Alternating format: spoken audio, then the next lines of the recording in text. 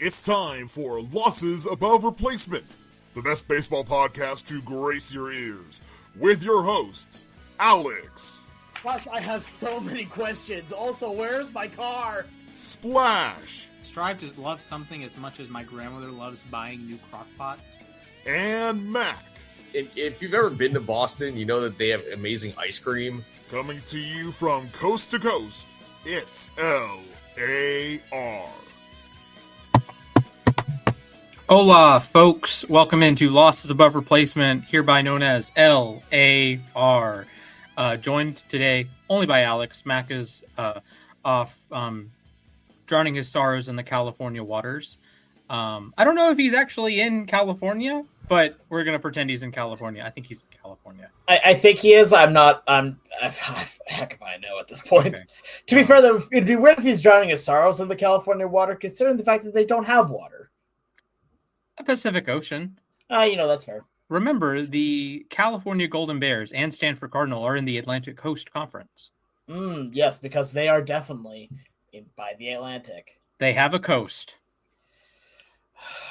I think the only ACC school without a coast, Pennsylvania, Pitt. Pennsylvania's a little technical, but Louisville, no coast. Everyone else has a coast. SMU, Texas has a coast. Florida State, Miami, Georgia Tech, Virginia Tech, Wake Forest, North Carolina. All of them have coasts, except Louisville. So, anyways, boys and girls, ladies and gentlemen, the playoff field is set. Can you believe it? Unfortunately, my team did not make it. Fortunately, Mac's team did not make it. I had a successful hate watch yesterday. Oh yeah! Shout out to the Marlins. Wow, that's there's a generational level petty right yes. there. Also, big shout out to the Reds admin who posted a picture with their mascot, or Mr. Red. Is it Mr. Red? I don't know. Anyways, they posted a picture of their mascot with the fish that said, "Fish are friends, not food." Yep, I saw that. W's in the chat. Drop them. You can chat with us on YouTube. Losses Above Replacement, LAR_baseball. You can check us out on Twitter at LAR_baseball. You can check out Alex at the Sports Guy 242. You can check me out at Mr. Splashman19. And you can check out Mac. It's very sad, Mac. Mathias_A_K. But before we have any more banter, Alex, I'm going to assume you're okay because I'm not okay. And mentally, we're vibing. But one thing that might make you mentally okay is the return of Seattle home playoff games. Maybe they'll score a run this time. Wow, you really just had to keep taking shots. Yeah, we had to keep taking shots. Well, we have some wild card games. They begin later today as you're listening, Tuesday, September 30th. We're recording Monday night earlier than we usually do. But our playoff predictions are hot off the presses. Max sent his in via carrier pigeon. Alex says his in MS Paint. And I, because I'm civilized, have mine on a website that I can actually show you. So I am not the coward of the group. I mean, I will gladly show you my horrible drawings. The problem is I can't do them in real time. Darn. You show them all at once. That's fair. Which is an issue. I'll show it when we get to the end. Okay, Here, that works. I'll show that to show my reveal. Yes. But all right, beautiful. Playoff field is set. Mm-hmm. We have the 6-seeded Tigers heading to Cleveland to face the 3-seeded Guardians. With Which, the 5 by the way, Red oh my Sox. God, that comeback for the Guardians is absolutely incredible. Like down 15.5 games at one point, and now winning the division on the last day, and on top of it, via the hit by pitch. That's about as Cleveland as you can get. Do you think that was a called play? Do you think Bruce Bochy said we need to screw over the Astros here? No, I just wish it was, though. Because, to be fair, if it was just to mess with the Astros, it would have just been, a walk normally. But I don't think they would have wanted to actually hit a player. Yeah, that's true. Maybe, intentionally walk. That would be super petty. Honestly, the intentional walk would go so unbelievably hard. Just throw up the 4 fingers. They just hold the 4 fingers and then lower 3 of them. Actually, they could do the old-fashioned intentional walk, and they just throw 4 pitch outs. That'd be True. Oh, man. But the playoff field is set. It begins. Tigers at Guardians. The Tigers blow a 15.5 game lead in the Central, and guess what their consolation prize is? They can win it right back by beating the Guardians. Boston heads to New York in the greatest rivalry in Major League Baseball history. Red Sox, Yankees, the 5-4 matchup. Got a couple of electric lefties going tomorrow. In the National League, the Cincinnati Reds, like I said back in February or March, whenever we made predictions, are in the playoffs. They are heading to Chavez Ravine to face the Dodgers. And then the Padres and Cubs square off in the 5-4 matchup. Alex, before we get into predictions, which series are you most excited for? I mean, for me, it's going to be Detroit and Cleveland. We've watched them now battle it out basically, 6 times in 8 days, something like that. I love seeing them actually, this has been the story for me of the postseason right now. That you have had the generational level collapse of the Detroit Tigers here. That we were talking about this team being a potential 1 seed here at one point here, halfway through the season, and now they finish as the 6th seed and not even winning the division. Which again, baseball. That's just how baseball be sometimes. But listen, if the Tigers come back and win the series here against the Guardians, that would be basically the original ending of the movie Dodgeball here, where it's so unbelievably anticlimactic here, and it just feels bad. Don't get me wrong, I like the Tigers, I really do, but the story is the Cleveland Guardians right now. And so for that reason, we've also seen that Cleveland has been playing extremely well as of late, and we know how well momentum takes in the playoffs. So, I mean, I think this is going to be a brutal warfare, and on top of it, making it so now the games happen actually in Cleveland, I think is going to be a huge boom. Yeah, very exciting, and like you said, I don't want to say anticlimactic. I think this is just kind of poetic that your punishment in a way of blowing a 15-point lead, it's like a saw trap. It's like you're addressing the thing that makes you a horrible person or whatever Saw's twisted ideology is. I did not think I'd be referencing horror movies on this episode, but I mean, we are getting close to October. So. That's true. So it's like you're addressing your fears face forward. You got Tarek Skubal going in game 1. Have at him. It was all happened last year. Yeah, that is true. Skubal and pitching chaos. I'm excited to watch Reds, Dodgers. The Reds have not won a playoff series since 1995. They have not won a home playoff game since 1995. Jeez. That's 30 years ago. And you have this upstart Reds team with that. Okay, I'm going to make a weird comparison because obviously the 84 Tigers are one of the greatest teams of all time. The 2025 Reds are very similar to the 84 Tigers in that they have no dominant thing they do. But now the Tigers had Willie Hernandez, so that we'll put him off to the side and say he accounts for 20 extra wins because he did win MVP that year.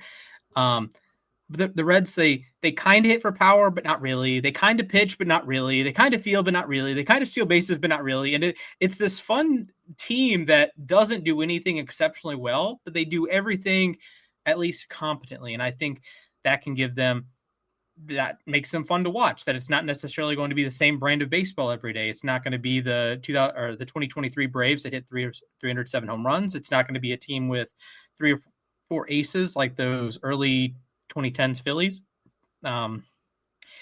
It's just gonna be a fun team, and I hope they play more than 2 games. Let me put it to you that way. I absolutely agree. I really like what the Reds are doing here, and also on top of it, they're facing against the Dodgers, last year's World Series champions here. So I mean, this basically becomes a David and Goliath type story here on that side, where again, don't get me wrong, they're both very talented, but one has been to the playoffs and won multiple World Series in the last several years.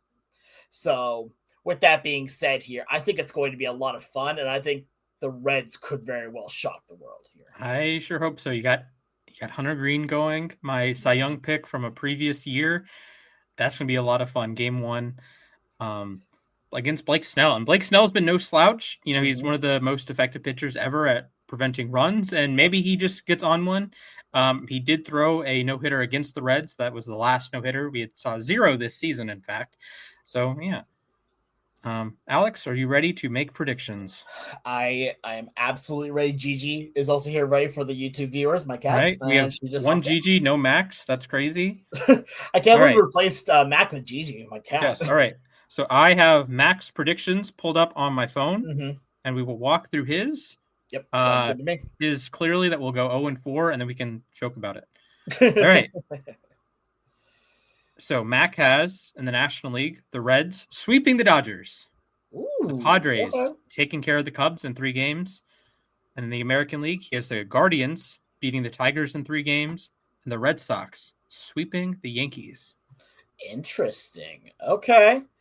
I'm not sure how I feel about some of that, but I mean I can understand it though. Like I want to see the Reds move forward here too. Little spoiler for my predictions. I don't have them. The Reds are winning the World Series. Nope. Good effort. But yeah, so I mean that makes I'll go through mine for the wild card round at least here. Sure. So on the American League side of things, I have Cleveland taking it over Detroit here. I think that they're the story, and I think it is a lot of fun. Plus, I desperately want to watch Kyle Manzardo play in Seattle. Please. Please give me that. I will be going. By the way, I do need to say this before we keep going too much farther. I'm so excited I actually get to go to a playoff game this time. 2022, didn't get to. 2025, I'm at the first one. Dang it. Yeah, there you go. Beautiful. We love to see it. Anyway, I have Cleveland over Detroit, and I have this one in 2 games here. I don't think even Scooble can save it on this one here. I think that just the Guardians are just rolling on through. I have the Red Sox winning this in 3 here. I don't think it's going to be a clean sweep on this one. So they will go on to take to face off against the Blue Jays. Then on the National League side of things, I have the Dodgers winning it in 3 after Hunter Green gets the first win there, and then the Dodgers win the next 2. Unfortunately, what a hater. You know what? I say that about a lot of the people I know. Fair. So it's fair. And that's why the Mariners are getting swept. Just letting you know, if that's the case, I will not be around anymore. I will be ceasing to exist. I'll just evaporate. No. But thank you, Thanos.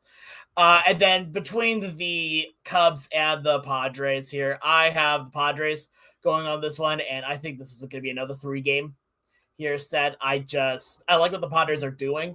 Plus, I really want to see a Padres v Brewers wildcard round. Divisional round. That sounds like fun. That could be fun. All right. With the magic of editing, poof. Here are my predictions. Check out the YouTube if you want. If you're a visual learner, if you're not a visual learner, congrats. I have the Tigers sweeping the Guardians. I think they get a banger Scooble start tomorrow, and then they turn it on and win game 2. I have the Red Sox beating the Yankees 2-1. I think they win a clutch game 3 Thursday night. In the National League, I have the Reds beating the Dodgers, taking game 1, and then they take a soul-crushing game 3 as the Dodgers and their $5 bazillion payroll only gets one more playoff win than the Mets had this season. And the Padres, I think they take care of business in Chicago. I love how the bullpen sets up. I think they can take care of business in a pretty low-scoring series, maybe like a 2-1 game, a 4-2 game, something like that. That bullpen is going to be locked down. Fair enough. Yep. No, I can see it here. I'm actually surprised we even have one of these the exact same here in the AL East showdown here. So, I mean, yeah, here's the thing. My heart wants the Reds to move forward. Oh, yes. My heart wants the Reds to win. If I were betting, or if I were a rational better, I'd probably take Cleveland, Boston Red Sox, or Red Sox Yankees as a toss-up. I take Cleveland, Dodgers, and then Padres Cubs as a toss-up. But, yeah. I think it'd be a lot of fun, though, at the very least. Like, I just want to watch the Reds have fun playing baseball. Yes. I think the best case scenario for me would be the Reds winning the World Series. That would be pretty cool. That'd be their first World Series since 1990, and fortunately, Mark Schott is no longer their owner, so they have more competent ownership. I'll say that. Spoiler Hunter alert, Green. I have a different World Series winner here. You'll have to stay along a little longer to find out who I have. I wonder who it's going to be. The Houston Astros. Unbelievable. Okay. Actually, did you see the Aaron Levine clip earlier that he had today? Aaron Levine is a Seattle sportscaster here, and he started out today's sportscast here saying that today, we should be talking about the Mariners, but first I think it's more important that we talk about the Houston Astros playoff schedule here. So, and he brought up a graphic that was just blank. Yeah. And I'm like, that is beautiful. That is generation. I've said that too many times. That is absolutely beautiful levels of just take that. Yeah. And I asked the guys in the group chat, not our group chat, the other group chat, why I can't find the Mets playoff odds on FanDuel. That one went quintuple platinum. That, like half the chat. There's like 20 people in the chat. Half of them liked it. So can I use that? Can I use that for? Can I use that for the Astros fans? Like, hey man, I can't see where the Astros betting. Yeah, I have these World Series odds pulled up. The Mets aren't here. What's going on? I was told. I don't know. Anyways, time for the league divisional series. I will go first here, if that's okay. Yeah, go for it. Bada bing, bada bang. I had the Red Sox, quote unquote, upsetting the Blue Jays in 5 games. I think the Blue Jays take game 1, but as soon as the Red Sox are able to get Crochet back in, you throw him out there. And I mean, Alex Cora has led the Red Sox to a World Series previously. The Red Sox have championship medal, I think. I hope. I did pick them preseason. Maybe I am biased. Just a little bit. Just maybe a smidge. I can't say anything. You know how biased I can be. Yes. Then I have the Mariners taking care of business, winning in front of Alex in game 1, winning in front of not Alex in game 2, winning or not winning in front of the Comerica faithful in game 3, and then closing out the series in Detroit in game 4. I had the Padres sweeping the Brewers. How many words can I use to describe the Brewers as frauds? 1, they're frauds. That's 2 words. Steve Nash, Chris Paul. Greatest of all, must-watch TV. Anyways, then I have Philly taking care of business, unfortunately, over the Reds, 3-1, ending the series in Cincinnati. Although the Reds do get their first playoff win at home since 1995. No Roy Halladay no-hitter this time. Unfortunate. Here. So we'll go into mine then we'll go into Max here. Sure. So for my ALDS, I have a few different matchups than you do. I have Seattle against Cleveland here, and I think Seattle takes care of business here. They win games 1 and 2. Actually, it's going to be the exact same order that it is for you on this one, where they win games 1 and 2. Then Cleveland wins game 3 at home, and then Seattle wins it in game 4. Then for the Blue Jays and the Red Sox, I'm going to go with a bit of a controversial pick here. I'm taking the Blue Jays here. I think that the Red Sox are the better team. I will be fully upfront and honest with that. I also think, though, that the Blue Jays are going to be well rested, whereas the Red Sox are going to be tired after a 3-game set against the Yankees here. Fair. And at this point, you now have fully rested and maybe not as good versus just went through a hellacious battle here, which on top of it, they were away for all those games. So now you're going to be away for even more games here. So I give the edge there to Toronto. Then I have the Dodgers versus Phillies here, and in the match that basically no one really wants to watch here, I have the Dodgers taking care of business against Philadelphia here. And honestly, this one was a toss-up for me. I think this one will go to 5 games here, but it's really just going to be who can get that big clutch hit when it matters most, and I trust the Dodgers to do that more. Then I have San Diego versus the Brewers, and I'm taking the Brewers. They're red hot, and they're playing great baseball. Here, the only stat that matters at the end of the day is win. Did you win the baseball game? And if they win the baseball game, then great. So that means that I have the Milwaukee Brewers. They are not going to sweep. This is going to be another 4-game scenario here where they will get game. So they will get, win game 1, lose game 2, then win both games away. Sure. Here, which is going to be very tough to do in San Diego, but I think they'll do it. Sure. For Max predictions, in the National League, he has the Padres over the Brewers in 4 games, and he has the Reds pulling the upset on the Phillies in 5 games. Imagine that, losing to the Reds at Citizens Bank Park in Game 5. Imagine that. And then on the AL side, he has the Mariners in 4 over the Guardians, and he has the Red Sox taking it all the way in 5 over the Blue Jays. Interesting. Okay. All right. So he has, in the American League side, he has Mariners v. Red Sox as the ALCS. Sounds right. Yes. Did you say the National League ones yet? Yes, he has the Padres in 4 games over the Brewers, and he has the Reds upsetting the Phillies in 5 games. Ooh, so then you already have Padres Phillies? Oh, no, that's just good. Padres Reds. Sorry, Padres Reds. Sorry, Padres Reds. That's just going to be fun for everybody. That's just going to be a good time. Besides Phillies fans, which is good for the rest of society. Fair enough. Anyway, so now that bracket here is set for the AL and NLCS, do you mind if I go first on this one? Yes, of course. All right. So in the National League here, I have the Brewers taking on the Dodgers. And in the feel-good story, the Brewers win it in 7 here. Ooh, in a dramatic series where they just refuse to die. And I'm going to add a little more onto this. They're going to have multiple comebacks from the 8th inning or later. Here, multiple during this series here. And on the American League side, I have Seattle and Toronto. We've seen what happens. We've seen what happened earlier this year between Seattle and Toronto.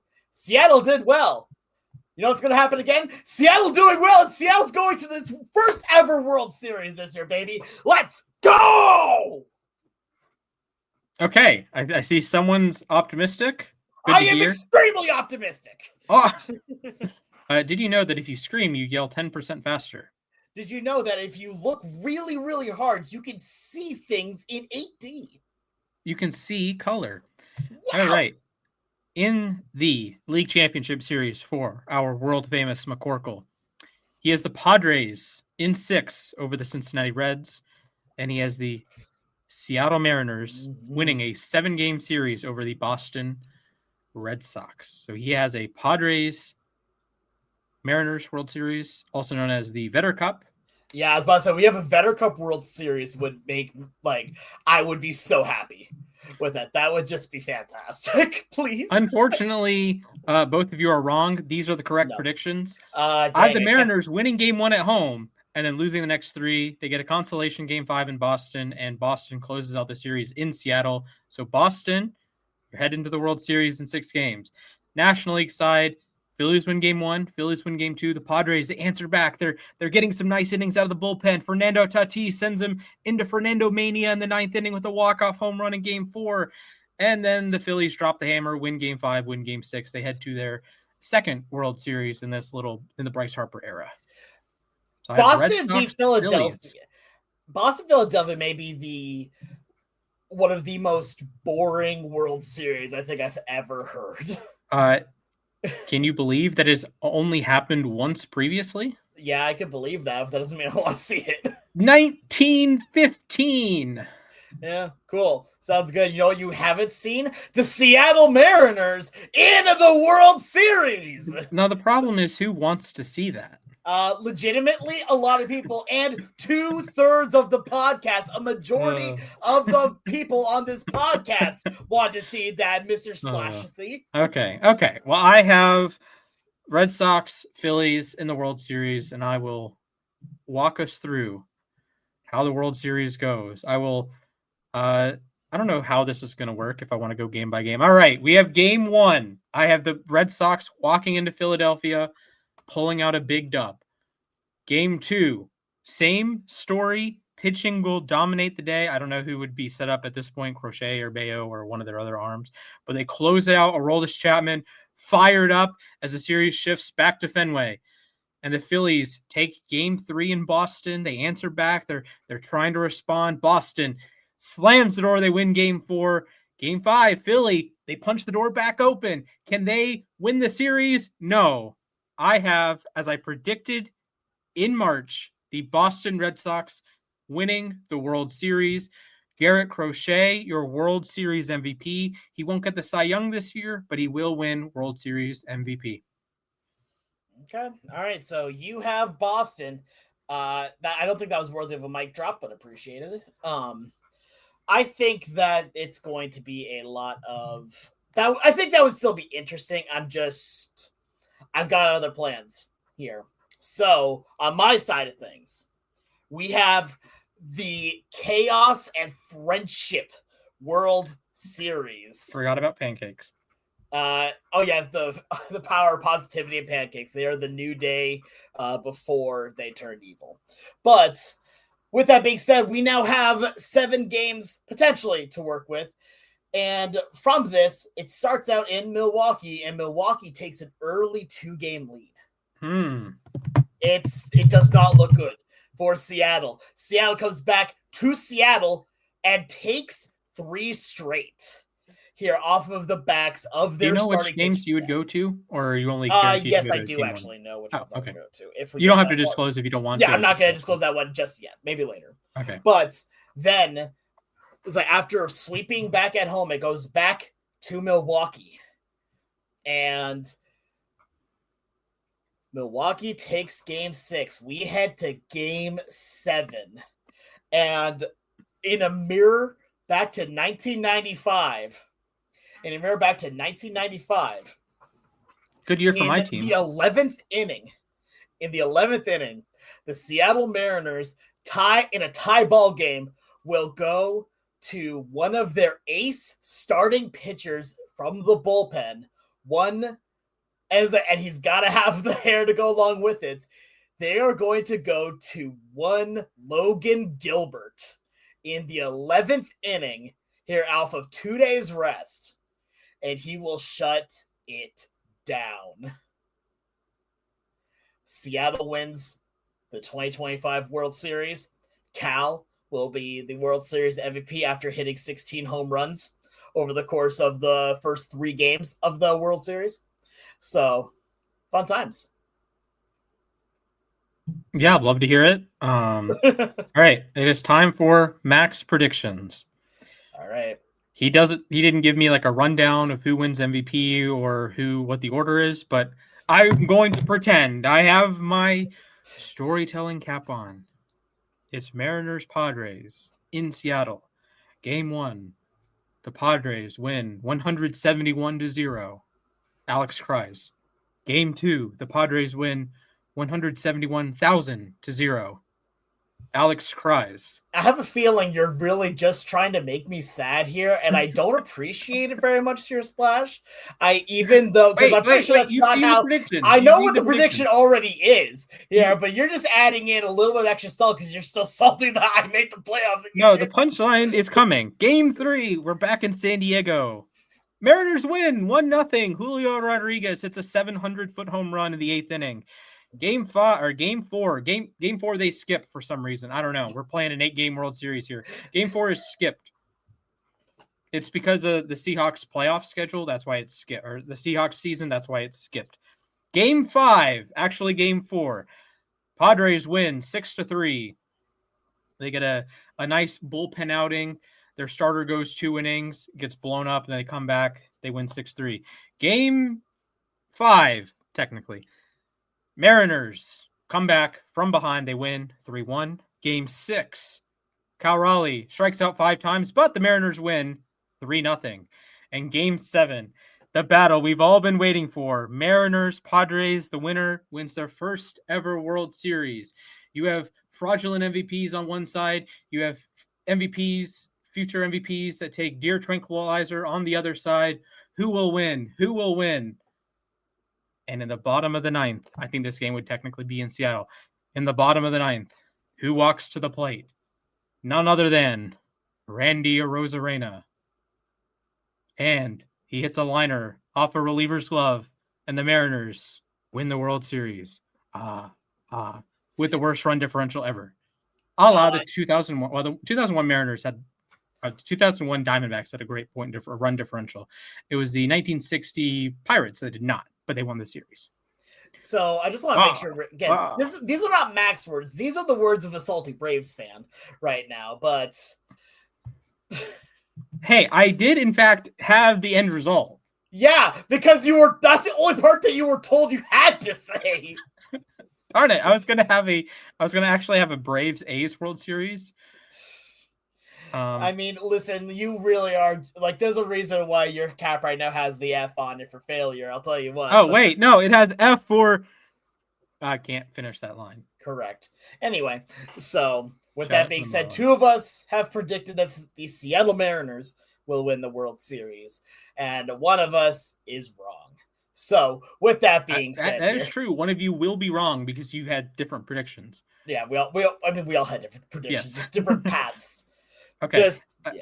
So question for you, Alex. If you're the Mariners, go on your little stretch as you predict, what player would you poach from the Guardians and Red Sox to help you in further rounds? If that was something you were allowed to do. If that's something you were allowed to do? Okay, yeah. No, that's fair. Emmanuel Clase off the gambling list. I was about to say, we get rid of the gambling suspension. Get Clase.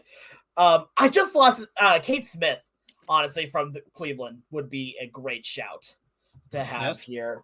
Because honestly, that's the only one you need is some more pitching. Fair. And to add a little bit more fun to it from the Blue Jays, I mean, there's really only one solution, and you got to put him at DH here. You got to take Vladdy.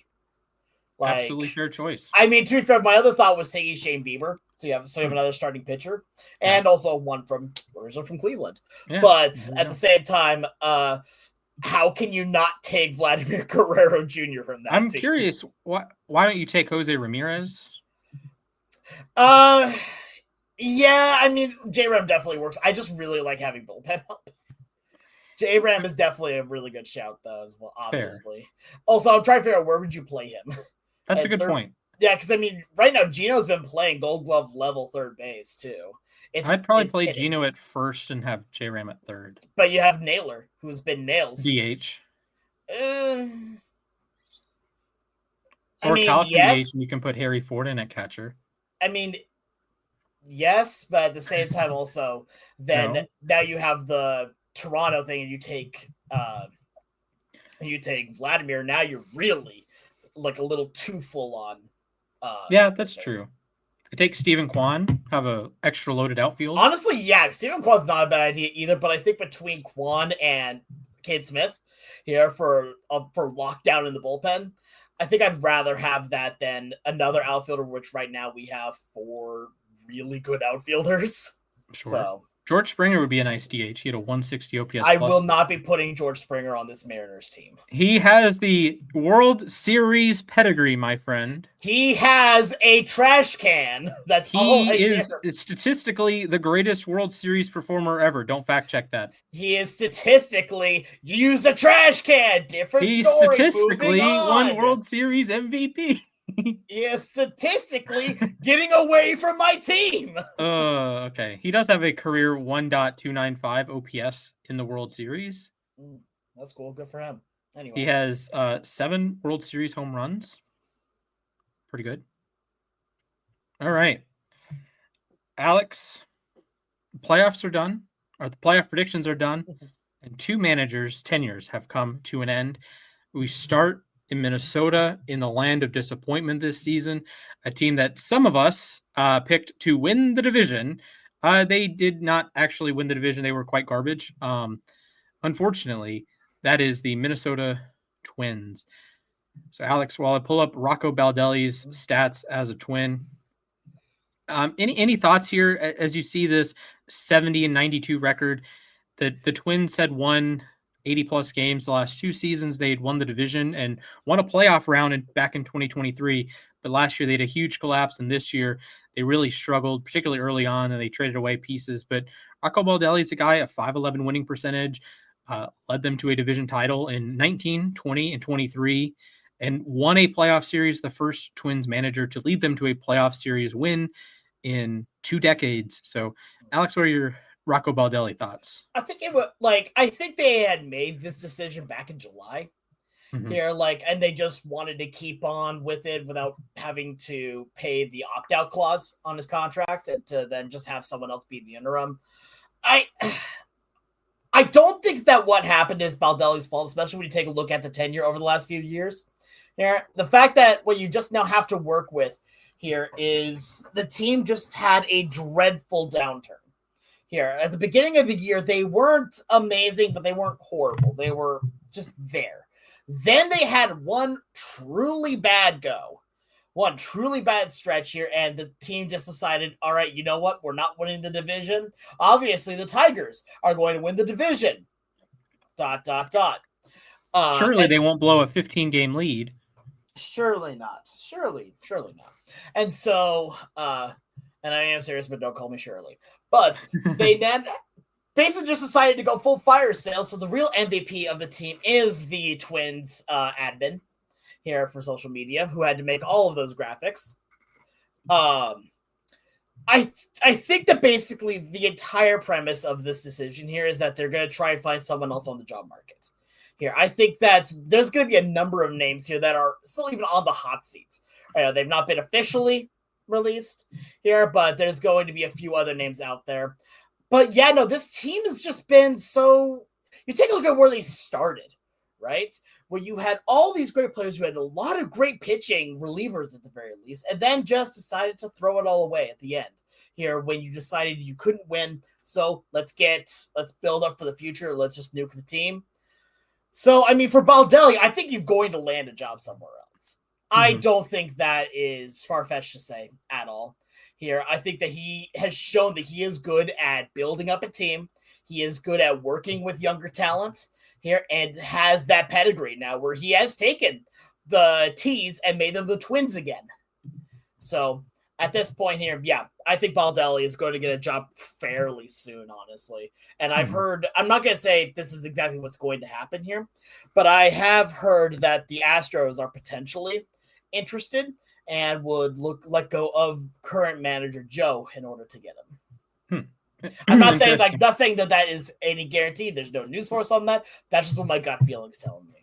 Sure. And the Twins are in a tough spot because you do have to approach it from a perspective of they've been like a consistently 85-ish win team for a while now. And their problem has been their inability to actually get over the hump and win playoff games, win playoff series. And Baldelli did that. They won a playoff series. They beat Toronto in a playoff series. Great. But then you're back down to 70 wins. And this was a team that his first year, they won 101 games. They set the home run record. In 2017, they made the playoffs, 85 wins. In 2020, they made the playoffs. They had another solid year under Paul Molitor, 83 wins in 2015. On Ron Gardenhire, their previous manager that had led them to a playoff series win. They won 90 games in 02, 03, 04, 06, 10. They also won 87 games in 09, knocking out the Tigers, 88 games in 08. So this has been a reasonably stable franchise that's just not been able to get over the hump. And that is the hardest part. We have teams that are just bad and are bad for a long time. The Royals and the Pirates, right? And like those teams like stay bad. But the as a fan, it gets frustrating when you're in the middle and you walk into the season and you say, we have a really talented team, right? And this year's team was no different. You enter the season and Royce Lewis, he's a talented player. You have Carlos Correa, he has championship pedigree. Byron Buxton is on the Hall of Fame track of talent. He's not going to make it because he's too far behind on the injury front. But you have like tons of talented players, guys we've gotten excited about in the past. Austin Martin, Edouard Julien, the pitching staff with Yohan Duran and Joe Ryan, Bailey Ober, Sebi Matthews, Pablo Lopez. Like we've picked guys like these to win the Cy Young. I have at least. And it all came crashing down. This was a team that they were 6 games above 500 through 62 games. Their last 100 games, they had 64 losses. Like that, they went from above 500. They were rocking and rolling. They were just beat the A's on June 4th. There were 7 games above 500, and then it never got that good again. And they just dive bombed the rest of the season. They clinched a losing record on September 10th. That's crazy. And it's a talented team, and it's been a talented team. You have 2 MVPs, Maurer and Morneau, back in the 2000s. You have Michael Cuddyer back in the day, Johan Santana on those mid 2000s teams, and you just haven't been able to get over the hump. And that's the world the Twins live in. That they haven't been to a World Series since 1991. They have not been particularly competitive in terms of winning the American League. They haven't won more than a game in the LCS.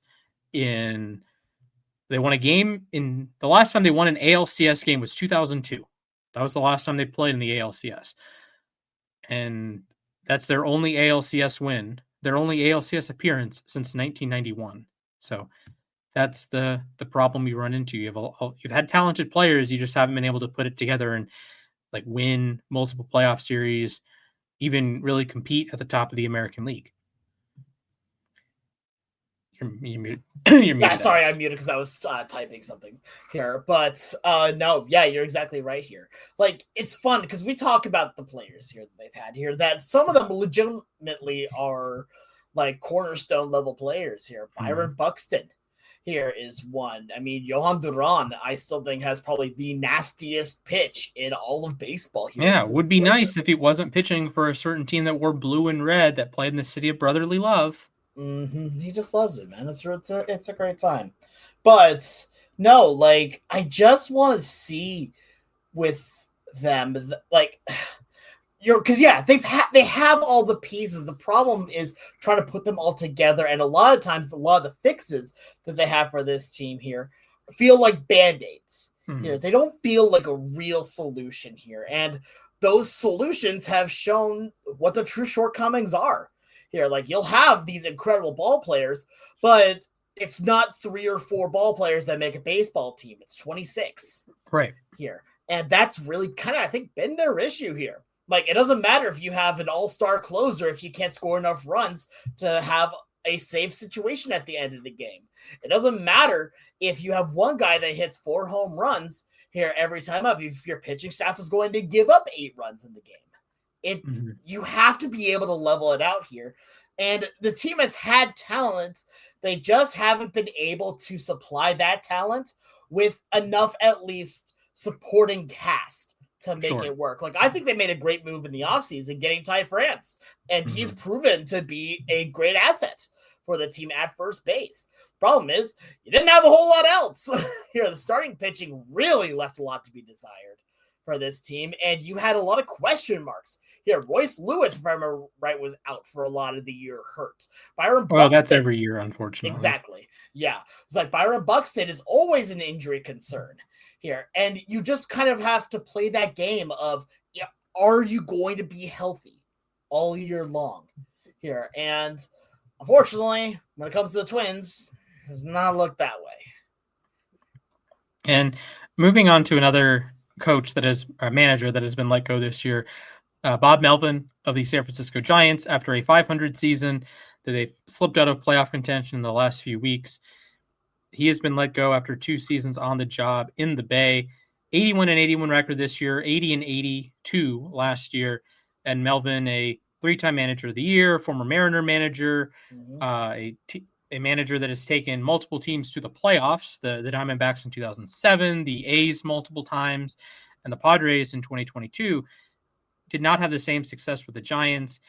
And I do wonder if he will get another shot. He has, of course, managed 5 teams already for over 20 seasons. So I wonder if he'll get a 6th shot. He does have a career .514 winning percentage, but his last 3 years, 1 in San Diego, 2 in San Francisco, have been ultimately very disappointing and ultimately mid. Exactly 500 record of 243 and 243. This was a Giants team that I didn't pick to make the playoffs. None of us did pick to make the playoffs, but we thought, hey, they would be competitive and they were worthy of having that conversation. And they have good pieces. Matt Chapman had a solid season. Willie Adames hit 30 home runs, the first Giant since Barry Bonds to do so. Young-Hoo Lee had a solid season in center. Elliot Ramos had a solid enough season. Mike Yastrzemski, unfortunately, did not get to 2 WAR for the 8th year in a row. That sucks. Rafi Devers came over and hit like crazy, like low key, 130 OPS plus, 20 home runs as a Giant, led the league in games played. He had a solid season. Casey Schmidt finally was able to hit at the big league level. And Logan Webb at the top of the rotations, good as always. Led the league in strikeouts, believe it or not. Led the league in innings pitched. He's good to do that. Robbie Ray had a solid season. Justin Verlander turned it around after a rough start. And the Giants just kind of, fell apart at the end and weren't able to close out a run that could have put them in the playoffs. They, at one point, were 12 games above 500. And then were quickly 7 games below 500. They had a 593 winning percentage in April and then went ice cold in May, June, and July. So it's a sketchy team, and you can see it by the big losing streaks they had by the end of the season, that they did win their last 4 to get back to some relevance, to get to 500. But this was a team that was 70, 76, and 76. Then they lost their next 3, won a game, and lost their next 2. So they lose 5 out of 6. When they're in the heat of a playoff race, you just answered back. You beat the Diamondbacks in extra innings, and then you lay down against the Dodgers and Cardinals. And you come back and sweep the Rockies. Whoop-de-doo. Maybe Justin Verlander got his last big league win. I don't know. So maybe. Here's my piece when it comes to the Giants overall. First off, actually, let me address, Melvin here on this. I think he should just retire at this point. This is not, I love Bob Melvin, honestly. I think he is one of the most influential, skippers in baseball here. Again, I will forever always remember him, not even as the Mariners manager, but as the Athletics manager forever, it felt like. But the Giants are in a very, I'm going to be honest here, a screwed position because of the division that they're in. Yep. The NL West has been such a competitive division for what feels like the last decade almost here. And with the Dodgers being the juggernauts that they have been and will apparently continue to be here, you can almost expect that they're going to be at top of the division. So then now you look at what's next afterwards. You don't have to worry about the Rockies. Sorry, Rockies. Also, by the way, the Rockies admin on social media, absolutely goated. Yes. Legitimately amazing. But the Padres really stepped up their play again this year. A lot of people thought the Diamondbacks were going to be absolutely incredible this year, and they did not. They really fell. And to be fair, that was good for the Seattle Mariners because that means we got Josh Naylor and Eugenio Suarez, and they have been cornerstones on this team again. Yay. But you really were in a division that you had to really step it up a notch to even get a wild card spot. And because right now, again, I'm not going to say you can't compete with the Dodgers. It's a lot harder to compete against the Dodgers than, say, the Guardians or say, the Reds. So at this point for them, you just feel like you had to put together something truly special. And they had a lot of great pieces here. Like you brought up here, you had Logan Webb atop the rotation, Young-Hoo Lee here. And not to forget the great defensive play of their catcher, Patrick Bailey. Of course. I could say this now here. This year was the best defensive catcher in baseball. Yes. Here. I want to say Cal, but I'm not correct. That would be incorrect this year, at least this year. At least this year. Do I think he's still a great defensive catcher? Absolutely, but we're not getting to that right now. Yeah, MVP rants can wait for another month. That's going to wait for a while, yeah. So I think at this point now, Melvin was basically given the task of, hey, somehow win. Because that's what Bob Melvin has done with a lot of his career, is just somehow win. And just wasn't able to do it because here's the thing, I'm going to quote a really old movie here and say even a miracle needs a hand here. For those of you that know, you know. But I don't want to see his career end on such a whimper like this. But I also don't think there's going to be a lot of teams that are going to want to have him as their skipper here. Although, to be fair, something funny that I will say, just because I like to bring a little bit of humor into this, I would find it at least somewhat humorous if he went to the Astros, because then he will have managed for over half of the American League West. Yes.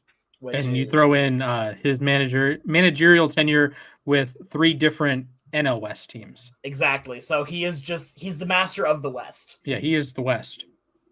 That would be 6 different West teams, 3 in each league. And then he will compete for the West with the ultimate West, Jerry West. Yes. Rest in peace, the GOAT. Rest in peace, the GOAT. Yes. Anyway, with that being said here. So, do you have a prediction where you think Melvin will go? Do you think he's going to retire? Do you think he's going to go to another team? I think he might take a year off, take some time off. And Rocco Baldelli, same thing. You know, the Twins were at the forefront of the long ball shtick, and you know, we can have a longer conversation as maybe MLB had some juiced balls in 2019 or unjuiced the balls in recent years and encouraged balls in play. And teams like the Twins and a certain Atlanta Braves got screwed. Really got to work on that cough, man. Yeah, I really do. So maybe there were teams that pivoted their focus towards hitting the long ball, and Major League Baseball is like, well, we actually want you guys to run the bases. So we can have a longer conversation about that.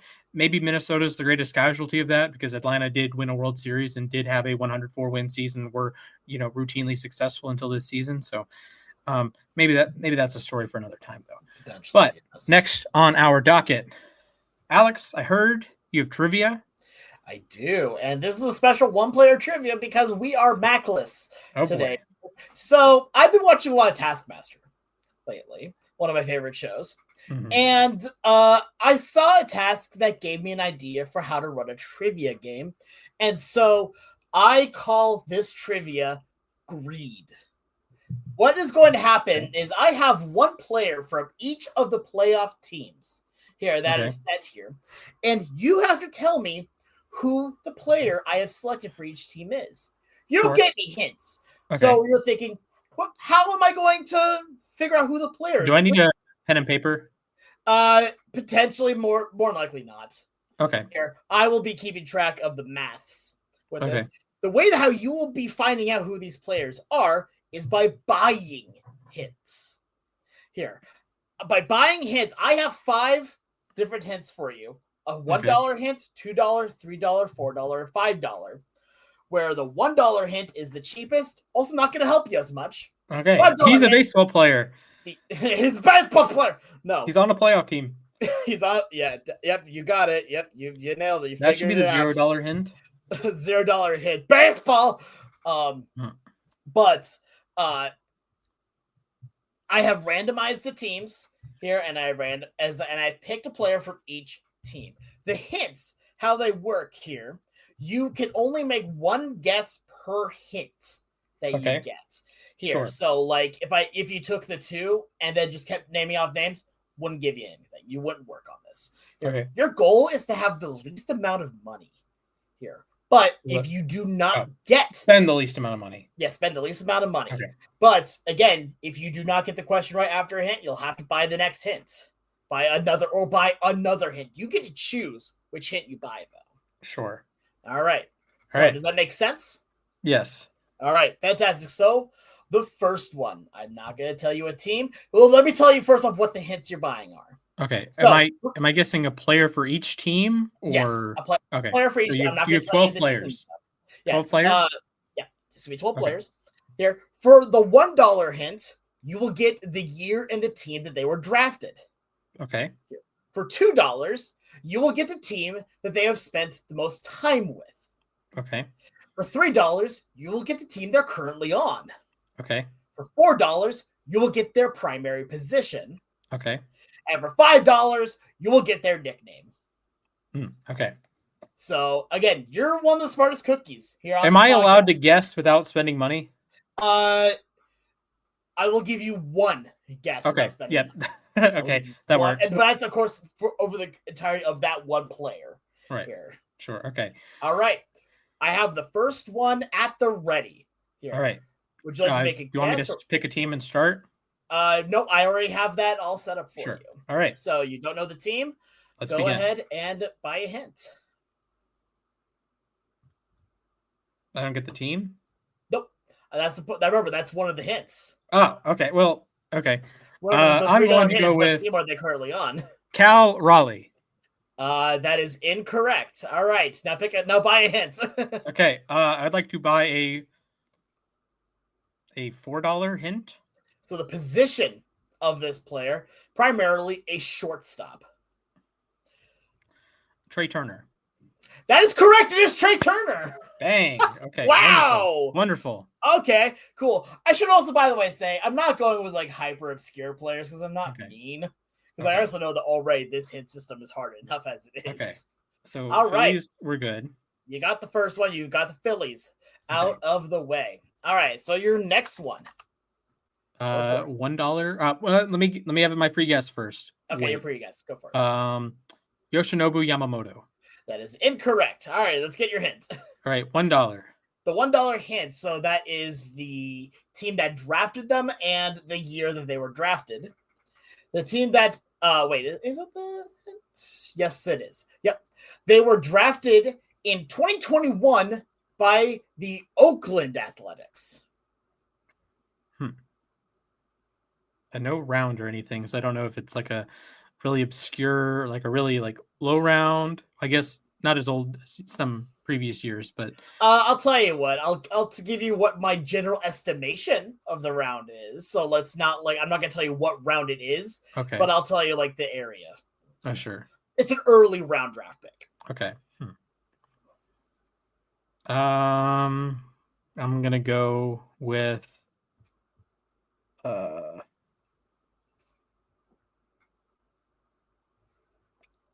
I can't. I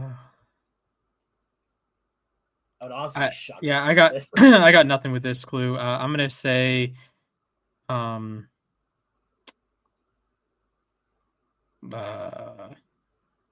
was looking at the Twins roster. Now all I can think of are Twins players. I'm going to say,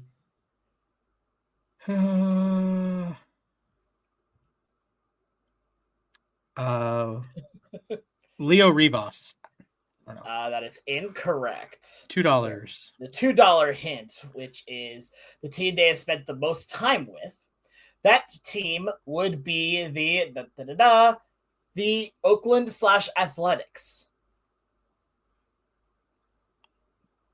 Can I get a clarification? Did he play with the A's after they left Oakland? Yes, he has. Okay. So someone traded or left during the year.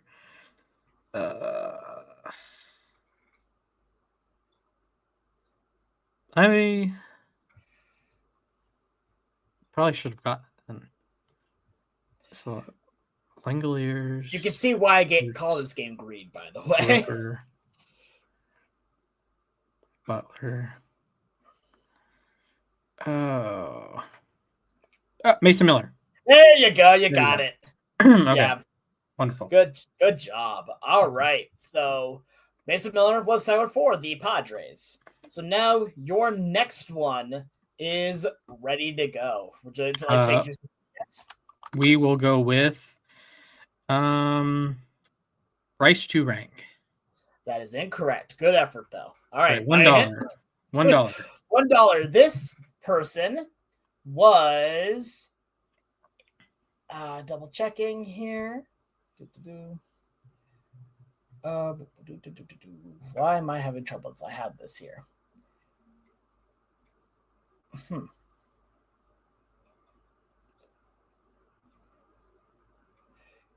Oh, okay. Yeah. This man was not drafted. Okay. So probably international. Mm-hmm. Vladimir Guerrero Jr. Good effort, but no. Okay. $2. All right. So the team that he has spent the most amount of time with is the Cleveland Guardians. Jose Ramirez. That is incorrect. $3. All right. So the $3 hit, you get the position. No, sorry, the team they're currently on. Still on the Guardians. Of course.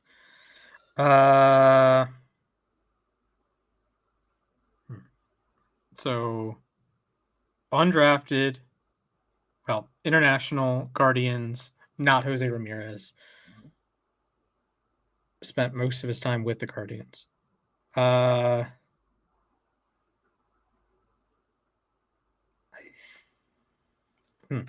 want you to know I picked this one specifically for you. That's a free hint for you. Specifically for me? Oh, goodness.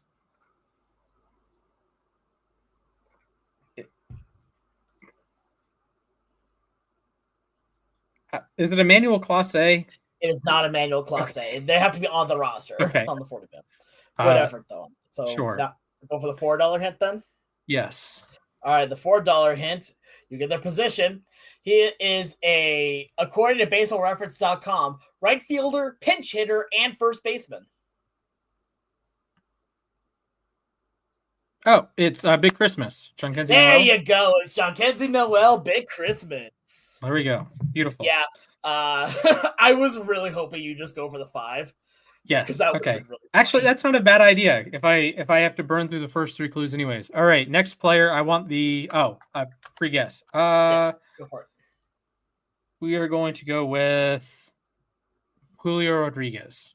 That is incorrect. Good effort, though. All right. All right. $5 clue, please. You're buying the 5. The nickname for this player is the Cuban Missile. That would be Aroldis Chapman. That is absolutely Aroldis Chapman. There you All go. We are on a vibe now. All right. You are absolutely on a vibe. All right. Going for your next one. I'm going to guess Eugenio Suarez. It is actually Eugenio Suarez. Let's go. Bow down, peasants. All right. Oh my God. Beautiful. Okay. That was incredible. Things you love to see. That right there. I'll take things you love to see for 500, Ken. I'm going to guess Javi Baez. Okay, good effort. You could not do it twice in a row. Okay, $5. You're just going straight for the $5 hands now? Yeah, makes sense. All right. All right. He has 2 nicknames here, and you'll get them immediately from these: Mad Max or Blue Eye or Brown Eye. Max Scherzer. That is absolutely Max Scherzer. Yes. Okay. I am going to guess. So we got Blue Jays, Red Sox, Mariners.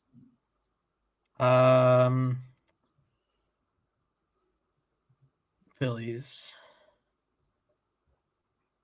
Have I gotten the Dodgers player? I do not believe you have. No. Okay. I'm going to take Mookie Betts. Mookie Betts, good effort, but no. Okay. $5, please. You're just going right for them. All right. Yes. Cool. All right. So for $5, the nickname of this player is Red Turn 2. Oh, Justin Turner. There you go. Yep. It's absolutely Justin Turner. Okay. We are. We're going to go with Freddie Freeman.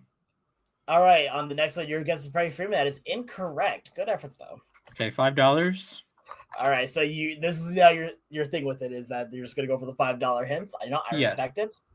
Yeah. Yeah, it's cheaper than if I had to do 1, 2, and 3. Exactly. That's kind of part of this where you have to feel like, do you want to try go for the lower or just go right on into it? Okay. I'm going to give you just 2 of the potential 4 nicknames here. You get Big Fella or Big Hosk. Rhys Hoskins? That is Rhys Hoskins, yes. Okay. I didn't want to do the other because the other one was Rhys Lightning. Oh. Which would have been a little too easy, Yeah. I think. Fair enough. Okay. All right. On your next one. Right. What teams do I have left?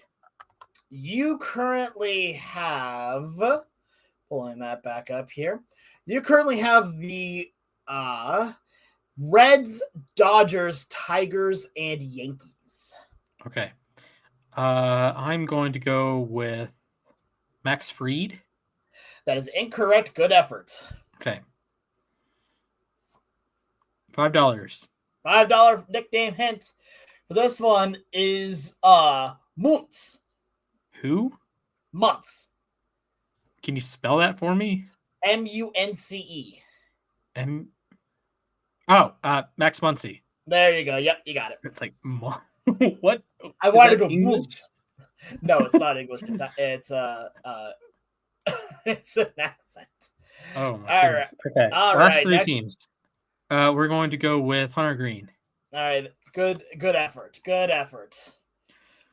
$5, please. All right, $5 for this player. The nickname is Dave.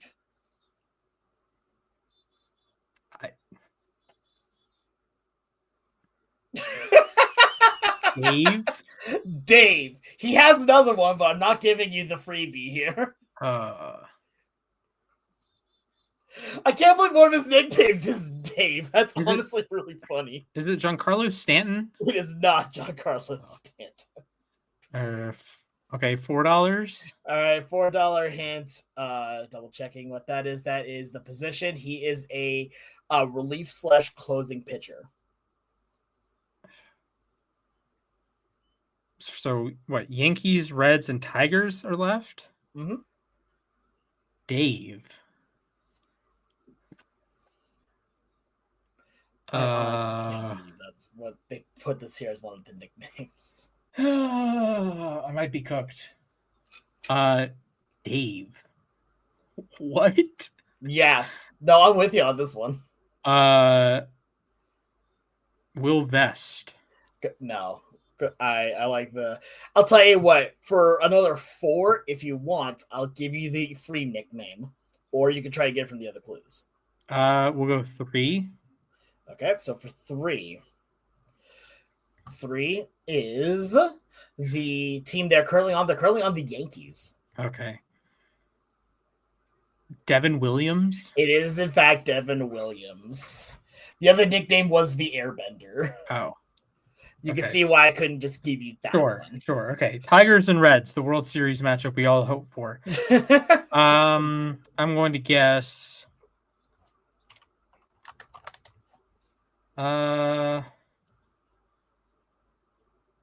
Ellie De La Cruz.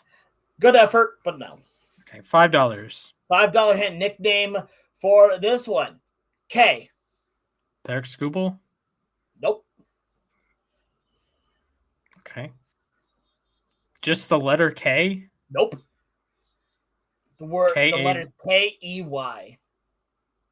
That would be key. Key. I mean, it depends how you pronounce. I mean, it works both ways, I think. But yeah, keep Brian. Okay, it's Brian Hayes. Yeah, I call that is not how you say K. It's key. Fine, key. That is no. Fine. No. All right, I'm not gonna charge you for another hint. That is ridiculous, right there. You are ridiculous, there, my friend. Yeah. All right, you got one last one to go.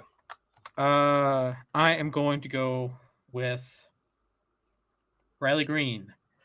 Good effort, but no. $5. All right, going for the $5 nickname is Baby Giraffe. So Tigers? Spencer Torkelson? No, but good effort.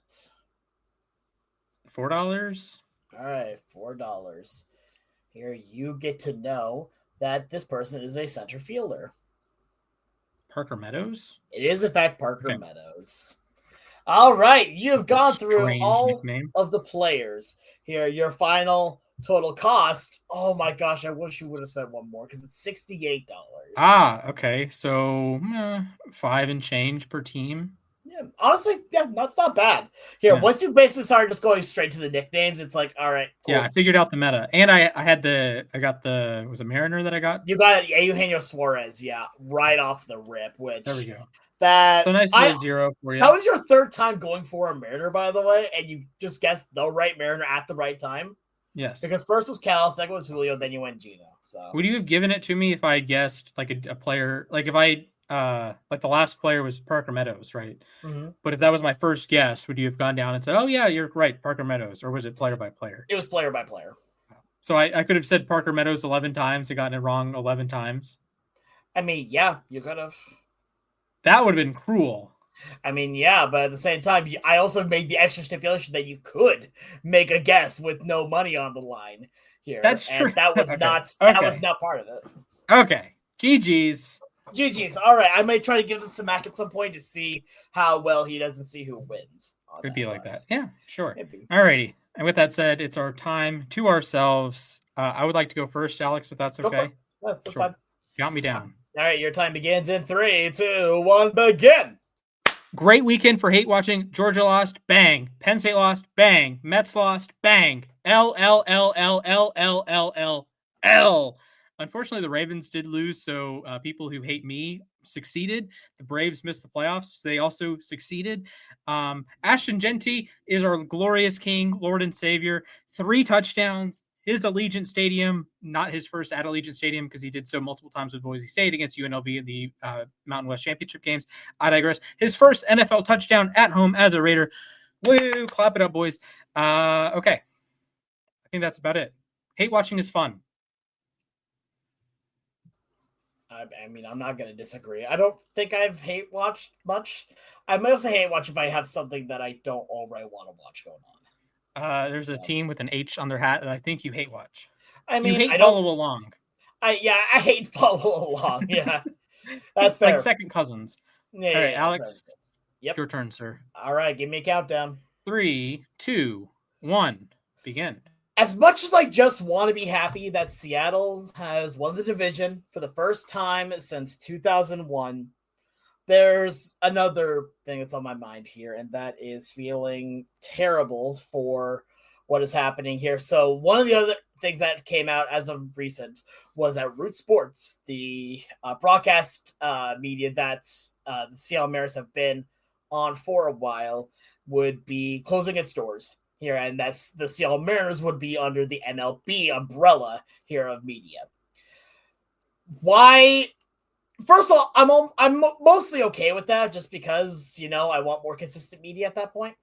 But what this does hurt for is that more than likely some of the broadcasters that were specifically from Root will not be coming back here. It's already been said that 3 specifically here in Jen Mueller, Angie Mentink, and Brad Adam are more than likely not going to be able to come back with a job. And honestly, that hurts.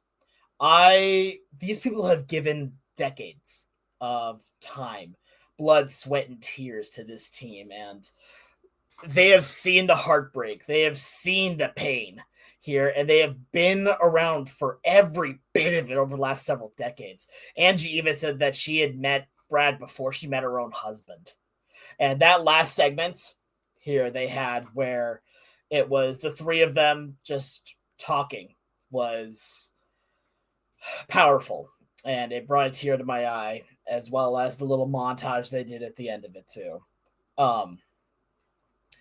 As someone who has been, you know, dismissed from a job without even so much as a say-so at times, or being even let known at times, it hurts, especially when it's something that you care so deeply about. So I hope desperately that these 3 get jobs somewhere else here. I know that Jen Mueller is still going to be working with the Seahawks and doing her own show, as well as writing a book here. Brad Adam and Angie Mentink, these are some of the best people I've ever seen. Some incredible workers here that I really hope either the Mariners find another role for them directly with the team, or MLB finds a way for them as well. And to the people online that are saying that it's just going to be a change of logo on the shirts, to be all the same people, tell that to the people that were crying on set here, talking about here that this will be the last show that they get to work with together. Tell that to my face. Yeah, that was the same sort of thing with the NBA on TNT crew. They're moving over to ESPN, and Charles Barkley and the rest of the crew were like, we'll move, but everyone in this room has to have a job at ESPN. Everyone behind the scenes, every camera operator, every producer, everyone, they have to have a job at ESPN, and you have to pay for traveling to LA as opposed to Atlanta, or we have to have the show in Atlanta still. That was really cool to, I know Absolutely. It's obviously heartbreaking to lose your job there, but it was good to hear the likes of Ernie and Charles and Shaq, and Kenny go to bat for these people that are Absolutely. they're not the ones on camera. They're not the ones making millions and millions of dollars, but they're the ones that have kids that they're right on the line of, can they pay their mortgage that month? Right? Can you continue to pay for them to play soccer, right? Or can you continue to pay for their dance lessons, whatever it may be? So these are humans. These aren't just, positions. Exactly. Exactly. So, well, on that note, thank you for watching. We will be watching playoff baseball tomorrow. Can you believe it? Yay! Woo! Clap it up. I mean, at this point as well, I'm mostly waiting for Saturday, because that's when playoff baseball really matters for me. And okay. Well, regardless, for everyone at Losses Above Replacement, you can check us out at LAR_baseball on YouTube and Twitter. You can check me out at Mr. Splashman19. You can check out Alex at the Sports Guy 242, and our dearest comrade Mac. You can check him out at Mathias_A_K. We will see you all next week. Toodaloos, folks.